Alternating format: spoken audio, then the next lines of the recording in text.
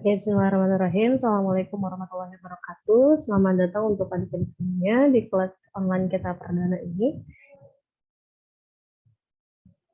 Oke, sebelumnya yang sudah jelaskan tentang bisnis internasional dan sekarang kita melihat lebih detail bagaimana sih lingkungan yang ada di bisnis internasional yang terkait. Oke, jadi sebelum itu teman-teman juga harus mendefinisikan apa sih lingkungan dari bisnis internasional, apa sih perannya gitu. Ternyata lingkungan bisnis internasional itu perannya adalah untuk menciptakan attitude dan social responsibility. Attitude ini adalah perilaku dan social responsibility. Ini adalah tanggung jawab sosial sebuah bisnis di lingkungannya yang diimplementasikan oleh beberapa lembaga atau yang terkait. Nah, ada 3 hal lingkup yang menjadi fokus kita dalam lingkungan bisnis internasional ini. Pertama budaya, politik, dan teknologi. Oke, yang pertama yaitu budaya. Jadi kita harus tahu dulu nih masing-masing budaya.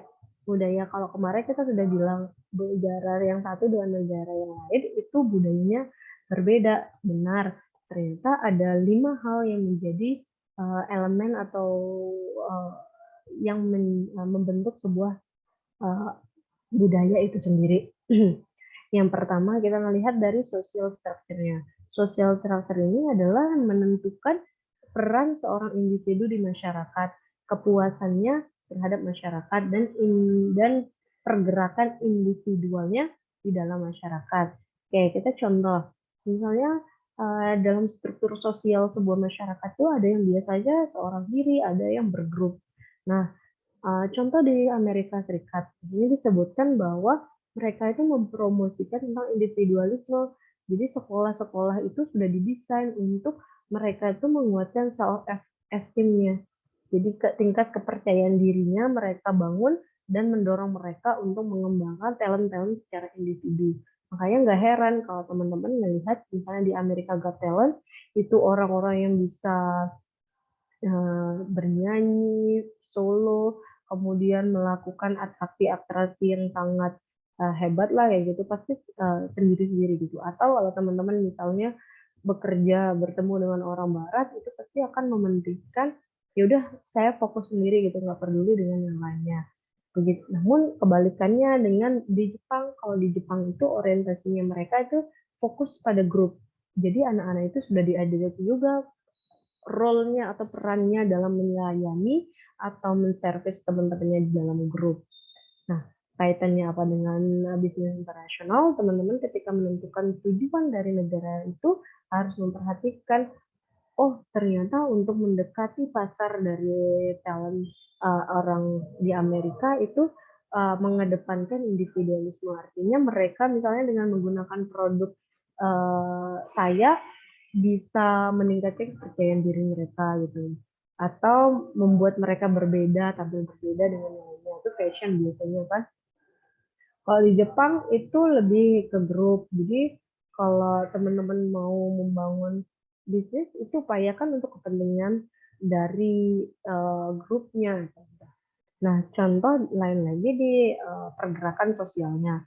Kalau di British atau di Inggris itu orang-orang para pekerja ini sudah anak muda di sana itu perannya di society itu tidak terlalu dipentingkan. Makanya mereka selalu beranggapan bahwa pendidikan itu membuang-buang waktu saja. Kenapa? Karena seperti yang diketahui di Inggris itu kan status sosial atau strata sosialnya itu ber sangat kelihatan sekali gitu ya. Maksudnya kita bisa melihat mana keluarga kerajaan dan mana keluarga yang keluarga biasa gitu. Nah bagi mereka, oh ternyata peran saya di masyarakat pun nanti juga sudah ditentukan, saya tahu diri. Nah, biasanya seperti itu buat mereka yang masyarakat biasa. Nah, sedangkan kalau di Amerika, Singapura apalagi dan Kanada itu mereka memperjuangkan atau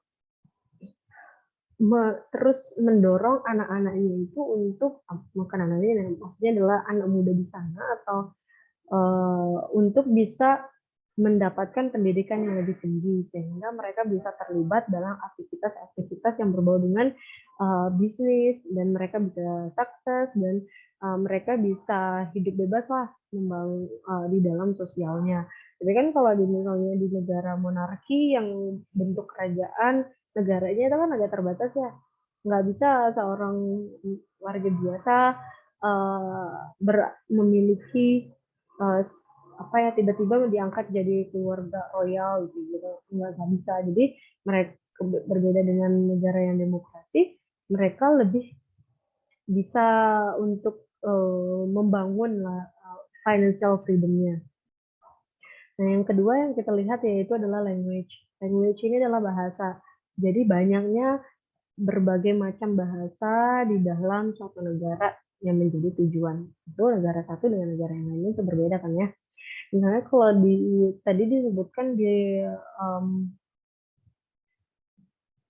apa di sorry saya lupa nama negaranya uh, di Swiss kalau saya nggak salah itu ada uh, banyak bahasa yang sangat berbeda gitu yang digunakan tapi padahal itu suatu negara ini.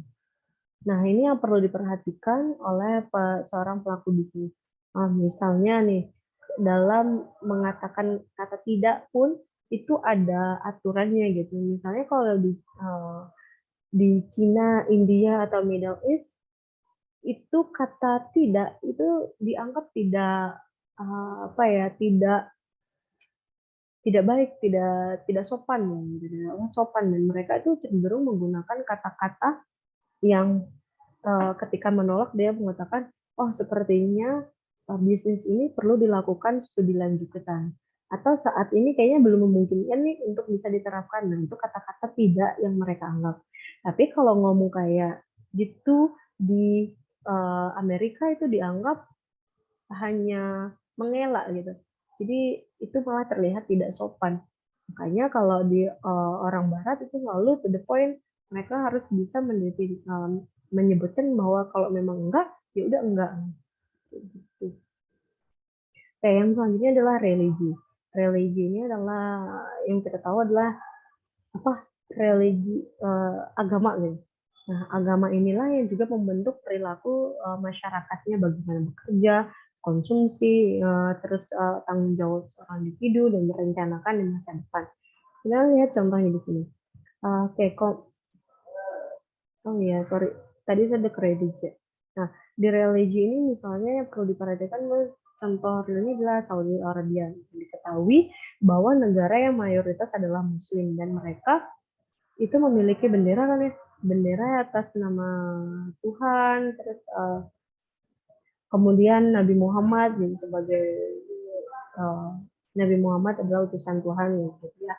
Nah, pada saat terjadinya World Cup Final, setelah selesai bendera-bendera itu kan bisa dibuang tuh.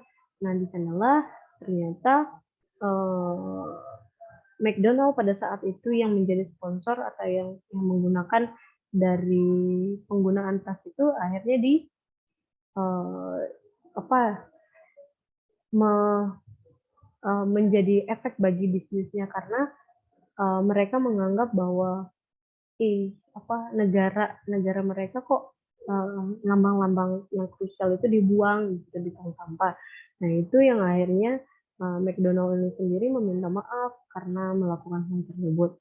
Sama dengan Nike. Nike ini juga bisa dipengaruhi produksinya atau bisnisnya di Arab Saudi karena mereka karena mereka bukan melanggar ya, mereka melihat adanya desain sepatu atlet yang mirip dengan lambang Allah gitu ya. Nah itu ternyata dikecam gitu, maksudnya orang Arab ini tidak mau yang namanya lambang Tuhan itu diinjak-injak kan dianggap itu tidak etis dan tidak baik gitu. Ini makanya langsung Nike itu mengambil alih semua produksinya dan mengganti langsung logonya. Oke, yang selanjutnya adalah komunikasi. Sorry, ini agak lompat tadi ya. Komunikasi ini adalah batasan dari budaya, bagaimana mereka menyampaikan secara verbal maupun non-verbal. Uniknya, di beberapa negara itu ternyata beda. Kalau misalnya non verbal nih kita mengangguk saja, itu di Amerika, di negara-negara formal, apa ya, common lainnya itu artinya iya, setuju gitu. Tapi ketika kita berada di Bulgaria ternyata itu artinya tidak. Oke, sama dengan kita mengatakan oke. Oke gini artinya kan setuju kalau kita di umumnya. Tapi ketika kita di French itu artinya tidak baik gitu. Atau misalnya di Jepang itu simbol uang. Atau kalau di Eastern Europe itu artinya vulgarity. Jadi hati-hati dalam menggunakan simbol non-verbal ini. Nah, dalam mengatasi masalahnya ternyata komunikasi seorang manajer di sebuah negara itu berbeda juga gitu. Kalau di United States dia manajernya itu lebih mencari solusi terhadap permasalahan yang ditemukan. Tapi kalau di Jepang mereka manajer yang baik itu adalah mereka yang bisa mendorong orang-orang di bawahnya untuk mencari solusi gitu. Jadinya bisa dilihat kan ya, individualnya di negara US itu kental sekali sampai manajer pun harus memikirkan bagaimana menyelesaikan solusi seorang diri gitu. Baru diterapkan ke bawahannya gitu. Tapi kalau di Jepang mereka mendorong masyarakat atau orang-orang di bawahnya untuk bisa involve dalam menyelesaikan permasalahan. Oke, selanjutnya kalau misalnya kalau dalam hal hospitality artinya pelayanan, bagaimana Amerika itu ketika kita mendapatkan berita buruk sex harassment gitu, kejahatan seksual gitu, mereka akan menyampaikannya saat itu juga gitu. Tapi ketika di Korea mereka memperhatikan siapa yang akan menerima informasi tersebut gitu. Misalnya kalau memang yang berbaunya hal yang bisa diakses hanya untuk 17 ke atas, mereka akan memperhatikan atau misalnya media masanya itu akan menampilkannya setelah jam 9-10 gitu, sebelum malam ketika anak-anak itu sudah tidur. Contoh sederhananya. Nah, yang selanjutnya adalah value dan attitude. Value-nya adalah nilai dan attitude. Keyakinan yang diyakini sebuah negara itu pasti akan menciptakan perilakunya seperti apa gitu ya. Nah, contoh di sini adalah waktu. Jadi kalau di Arab itu biasanya tidak selalu tepat waktu dalam hal ini karena mungkin mereka itu terbiasa dengan sholat dan lain sebagainya, ibadah lah yang lebih utamakan. Otomatis orang yang satu dengan yang lain itu kan berbeda nih jam sholatnya misalnya.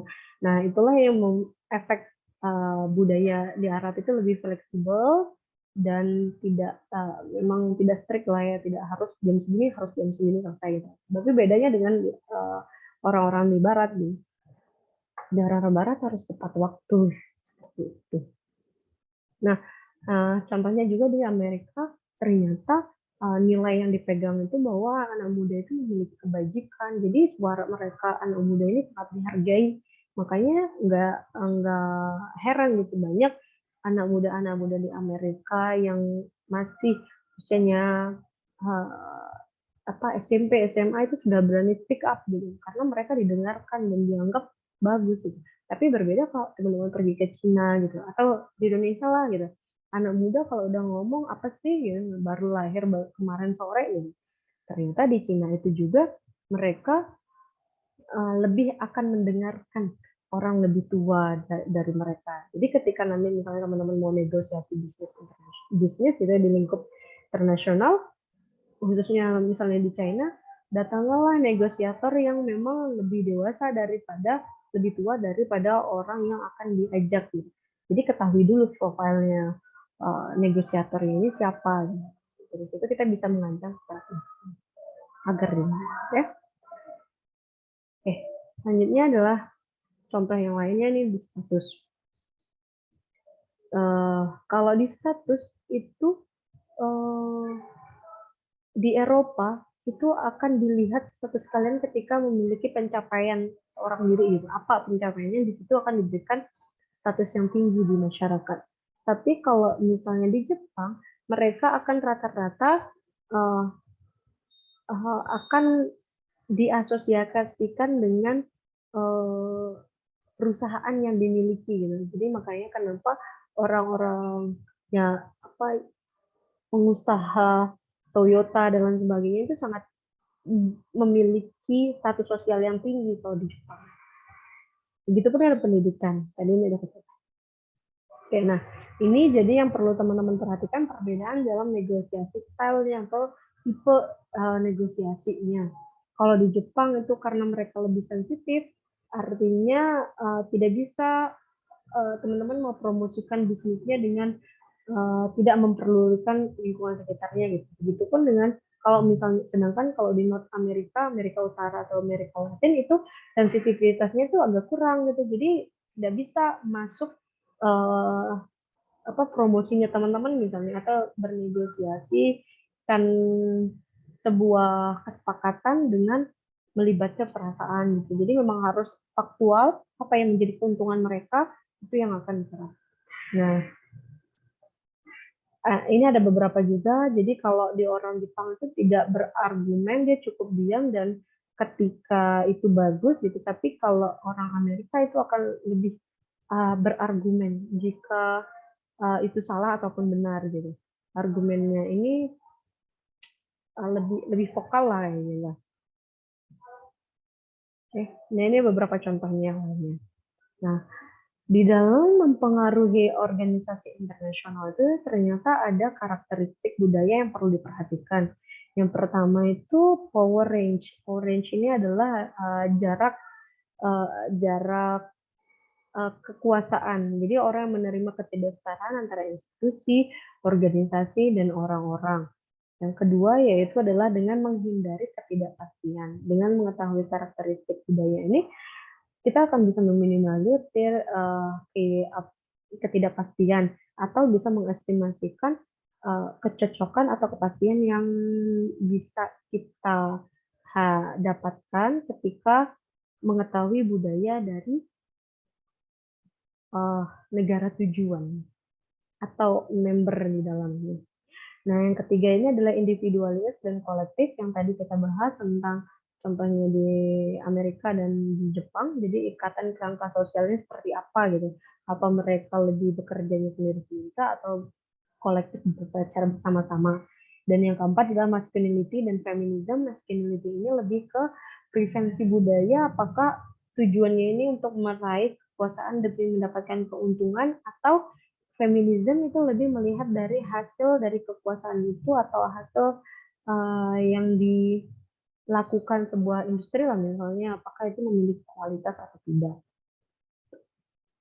Oke, selanjutnya adalah politik dan law. Politik dan law ini tentu sistem sebuah politik itu yang akan diaplikasikan akan membentuk sebuah polisi. Polisi ini menciptakan sebuah aturan gitu. Nah, pemimpin itu juga harus tahu gitu strategi-strategi dalam menghadapi lingkungan pasar maupun non pasarnya. Selanjutnya, pemimpin juga harus tahu fungsi kritikal yang dibentuk pemerintah dalam ekonomi. Jadi ketika adanya kebijakan, beberapa kebijakan, pemimpin itu harus peka dalam menganalisisnya.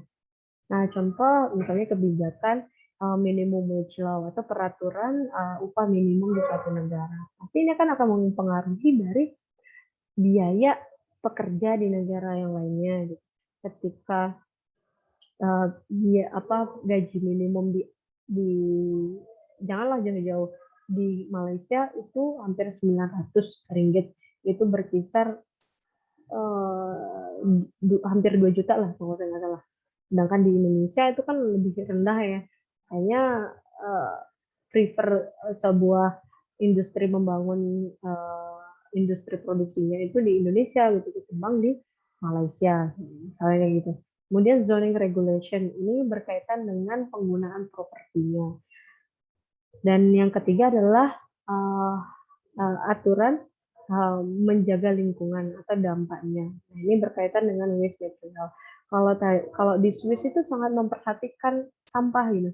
Jadi nggak boleh nih ada sampah yang berserakan, kalaupun bukan semua negara yang nggak mau berserakan, tapi mereka benar-benar concern sama seperti dengan Singapura misalnya menerapkan denda gitu jika ada sampah di jalanan, apalagi limbah gitu kan ya. Nah, beda dengan di Indonesia yang bahkan industri-industri kita dalam negeri pun masih belum bisa mampu mengolah limbahnya sehingga tercemar untuk masyarakat yang ada di sekitarnya. Ini kan yang perlu diperhatikan oleh seorang pemimpin bisnis. Nah, ini beberapa resiko yang kemungkinan bisa terjadi akibat politik itu. Ini misalnya adalah expropriation. Expropriation ini lebih ke pengambil alihan. Pengambil alihan itu kan bisa jadi karena akan berimpak pada profitnya. Kemudian kalau di sini misalnya perang sipil lah, itu pasti akan terjadi uh, pengurangan atau kehancuran dari properti, kehilangan penjualan, distribusi produksi, dan lainnya. Oke, kita lanjutkan ke lingkungan hukum. Jadi seperti yang sudah saya jelaskan sebelumnya, hukum di suatu negara yang menjadi tujuan bisnis teman-teman itu pasti akan mempengaruhi juga bagaimana bisnis kita di negara tersebut. Oleh karena itu, kenapa international business itu menghadapi banyak sekali tantangan yang lebih kompleks. Oke, contohnya hukum-hukum yang berada atau yang ada di host country itu adalah maksudnya negara produksi atau negara asal ke home country gitu. Nah, hukum-hukum yang ada di di negara tujuan tersebut itu akan menentukan dari pasar dari perusahaan market itu sendiri, bagaimana melayani, kemudian harga yang mereka tawarkan berapa terhadap produknya mereka, dan biaya input yang digunakan seperti labor ini adalah tenaga kerja, bahan baku dan teknologi itu seperti berapa dan nominalnya itu pasti akan dipengaruhi gitu.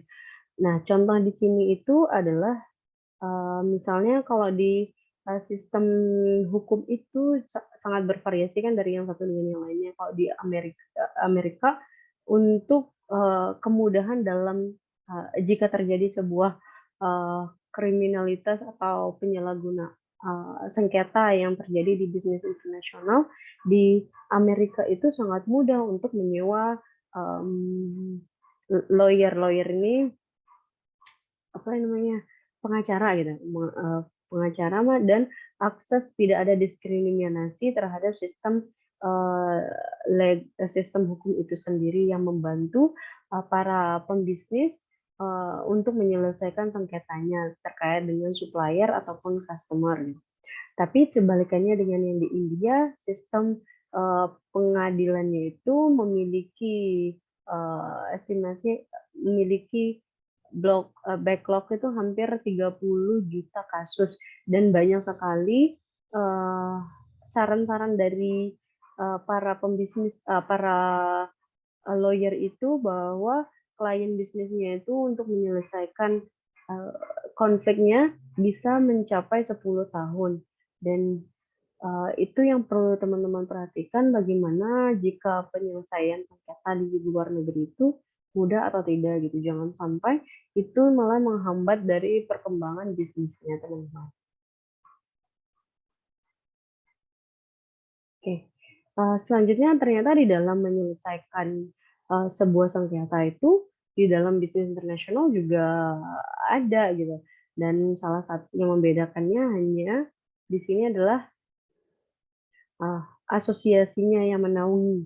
Jadi kalau misalnya di dalam negeri itu cukup dengan pengadilan tinggi gitu untuk menyelesaikan sengketa antar perusahaan, tapi kalau di bisnis internasional itu lebih ke keterkaitannya dengan asosiasi tertentu gitu. Nah, oke, yang pertama negosiasi, artinya adanya sebuah upaya untuk menyelesaikan sengketa dengan bertemu antara yang bersangkutan lah kayak gitu. Tapi kalau untuk yang mediasi ini lebih ke adanya orang ketiga yang membantu menyelesaikan antara dua perusahaan atau pembisnis yang sedang konflik gitu. Nah, di sini seperti ada lembaga-lembaga yang sudah ada saat ini seperti American Arbitration Association atau International Chamber of Commerce, ada dan lain sebagainya. Ada Commercial Arbitration and Mediation Center of Americas. Nah, inilah yang membantu mereka dalam menyelesaikan sengketa bisnis. Sedangkan yang terakhir juga ada namanya arbitrase. Ini tindakan eksekusi atau pelaksanaan putusan. Arbitrase ini merupakan tindakan hukum yang dilakukan secara paksa terhadap pihak yang kalah dalam menyelesaikan sengketa. Jadi kalau udah masuk di tahap arbitrase ini, pihak yang kalah udah tidak bisa mengajukan banding gitu atas kekalahannya. Jadi benar-benar sudah diketok palu gitu. Contohnya ini pada tahun 1958 itu pemerintah Indonesia telah mengesahkan Convention on the Recognition and Enforcement of Foreign Arbitral Awards yang disingkat dengan New York Convention, di mana pengakuan dan pelaksanaan putusan arbitral luar negeri yang diadakan pada tanggal sesuai yang diperkasai oleh PBB. Oke, itu dia. Dan yang selanjutnya adalah lingkungan teknologi. Seperti yang kita ketahui bahwa kalau lingkungan teknologi ini kaitannya dengan produksi, operasi sebuah bisnis ya. Nah, di sini ternyata ada 3 hal yang perlu diperhatikan yang juga mempengaruhi bisnis itu. Yang pertama investment, atau suatu negara itu bisa berubah nih atau terbentuk lingkungan teknologinya melalui investasi, baik itu dengan investasi langsung ke teknologinya itu sendiri atau melalui sumber dayanya. Karena nanti sumber daya inilah yang akan menciptakan teknologi-teknologi. Disitulah adanya perubahan yang bisa terjadi di negara tersebut. Itu yang perlu harus analisis juga oleh pembisnis dalam menentukan negara mana yang akan mereka tuju. Selanjutnya yaitu adalah teknologi transfer. Teknologi transfer ini adalah alat yang nantinya akan merubah lingkungan dari teknologi di suatu negara itu. Misalnya adalah ini alat-alat yang digunakan untuk pembuatan mesin produksi Apple misalnya yang ada di Indonesia. Nah, itu kan tidak semudah yang dengan mendatangkannya langsung gitu. Artinya harus adanya timbal balik juga yang teknologi transfer yang ditransfer dari Indonesia ke Amerika itu seperti apa gitu. Tidak serta-merta Amerika akan mengizinkan teknologi yang sudah mereka terapkan digunakan di Indonesia tanpa adanya kesepakatan. Tentunya lebih menguntungkan mereka ya, karena mereka memiliki paten atau lisensinya sendiri terhadap teknologi itu. Tapi teknologi itu juga pasti akan mempengaruhi bagaimana permintaan yang ada di pasar di Indonesia gitu. Oke, selanjutnya adalah yang ketiga, the degree of protection. Protection ini maksudnya adalah yang tadi saya bilang ada patennya gitu. Kemudian di sini intellectual property right. Jadi adanya haki atau hak intelektual ilmu pengetahuan kayak gitu. Jadi teknologi-teknologi yang sudah dipatenkan ini tidak bisa sembarangan digunakan gitu. Artinya adanya negara tersebut ketika memiliki hak paten yang banyak, otomatis dia akan kaya karena teknologi yang mereka gunakan itu akan dibayar royaltinya oleh negara yang akan menggunakannya. Contohnya oke. Nah, seperti yang sudah diketahui, teknologi itu adalah alat yang digunakan untuk produce dan melayani secara efektif dan efisien untuk mencapai mencapai kebutuhan dari masyarakat dengan kualitas yang akan mempengaruhi dari bisnis sendiri dan juga mendukung inovasi dan pelayanan dan juga networking semakin terus dan time efficiency atau efisiensi waktu. Istilahnya teknologi ini akan meningkatkan kualitas manajemen dari perusahaan. Ini contoh misalnya jika terjadi sengketa atau adanya perselisihan antara perdagangan Amerika Serikat dan Jepang. Itu ketika perusahaan Jepang itu meminta hampir 26 teknologi yang harus dipatenkan. Dan salah satunya yaitu adalah cyber optik, di mana mereka itu adalah pengembang laser engine yang membantu robot menempatkan komponen miniatur pada papan sirkuit. Jadi perusahaan itu merasa dirugikan nih, dengan adanya banyak paten itu mereka tentu harus membayar banyak kepada teknologi yang digunakan gitu. Di sini ketika sebuah negara itu memiliki hak paten yang sangat banyak, otomatis, pembisnis atau pelaku bisnis yang akan masuk di pasar tersebut akan berpikir 2 kali. Teman-teman juga harus bisa mampu menganalisis di negara yang akan dituju itu apakah, bagaimana perkembangan teknologinya yang sudah dipatenkan, apakah, sudah banyak, melimpah, atau masih bisa ada yang digunakan untuk kerjasamanya. Oke, yang ketiga yaitu ethics dan social responsibility, ini adalah, etika dan tanggung jawab sosial. Ada 4 lembaga yang diteliti oleh Gates, dia menemukan bahwa di, organisasi ekonomi perusahaan ekonomi pengembangan perusahaan dan ekonomi, itu, kebijakan utamanya adalah untuk negara-negara industri. Sedangkan untuk yang di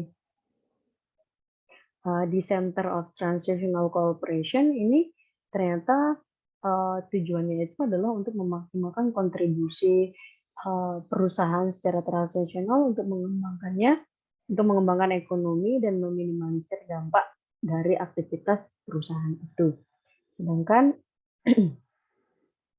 kalau International Chamber of Commerce ini lebih concern kepada, bagaimana bisa memperlakukan hal yang sama terhadap perusahaan yang lain, artinya tidak ada diskriminasi gitu. Dan yang ketiga, terakhir adalah International Labour Organization. Ini kaitannya dengan investasi langsung, pada negara berkembang. Biasanya negara berkembang ini akan memiliki lebih rendah tingkat investasinya dibandingkan dengan negara yang berkembang.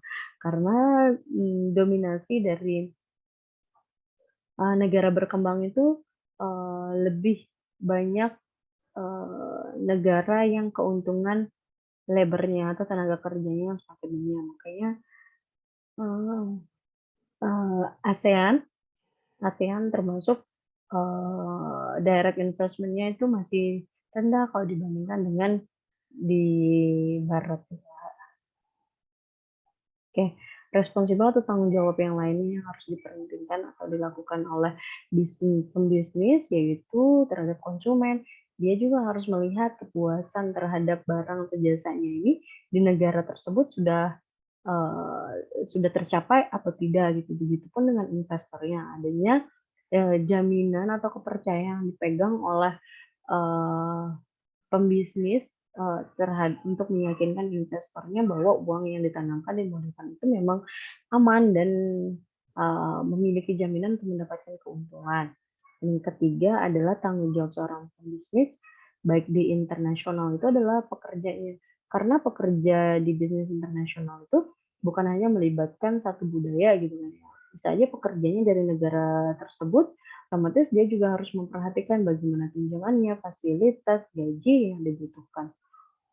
Dan yang terakhir adalah sosial dan environment. Itu sama seperti bisnis-bisnis yang lainnya, tanggung jawab seorang bisnis dalam menjalankan bisnis internasional harus memperhatikan dampak sosialnya pada masyarakat tersebut, apakah mematikan pasarnya kah, atau mempermudah pendapatan, negara tersebut dan bagaimana dampak lingkungannya, apakah, dampaknya bisa dianalisis, apa diminimalisir atau oke, dan ini adalah international organisasi, itu adalah gabungan dari organisasi secara, keseluruhan dari beberapa negara yang memiliki goals yang sama. Kalau tadi kita sudah ngebahas beberapa lingkungannya, nah di sini ternyata, di bisnis internasional juga ada organisasi-organisasi tertentu yang akan, menjadi payung bagi negara-negara dalam melakukan kerjasama. Kaitannya tidak bisnis internasional dengan dengan hukum yang ada di tingkat, internasional itu sangat krusial. Mengapa demikian? Karena jika suatu bisnis itu tidak dilandaskan pada suatu badan hukum atau ketentuan tertentu itu akan bisa mempengaruhi bagaimana, eee, pergerakan atau perkembangan bisnisnya di negara tersebut. Nah, ini ada 2 macam, yang menjadi, landasan dalam, organisasi internasional itu. Yang pertama adalah personalitas yuridikal, ini kaitannya dengan apa, kaitannya dengan, eee, kebijakan kebijakan nasional di negara tersebut, dalam membangun misalnya ada sebuah bisnis yang mau membangun sebuah cabang gitu, mereka harus memiliki, headquarter agreement. Jadi, headquarter agreement ini akan mengatur kekebalan diplomatiknya yang dimiliki oleh pejabat sipil internasional, misalnya pembebasan pajak dan lain sebagainya. Dan sedangkan kebijakan di internasional itu, kaitannya dengan, personalitas yuridikal, yaitu, internasional organisasi ini memiliki, haknya dan kewajiban di dalam menentukan hukum internasional. Jadi ada hak dan kewajiban yang dimiliki untuk wewenang menuntut maupun dituntut di dalam, pengadilan pada pihak yang tidak mematuhi misalnya, hukum yang ada di negara tersebut. Oke, ini last, slide. Jadi, ini adalah beberapa contoh, organisasi internasional seperti ada ASEAN, APEC, WTO, ada IMF, World Bank, dan lain sebagainya sampai adanya Kodak. Itu saja untuk pertemuan kedua ini, semoga bermanfaat.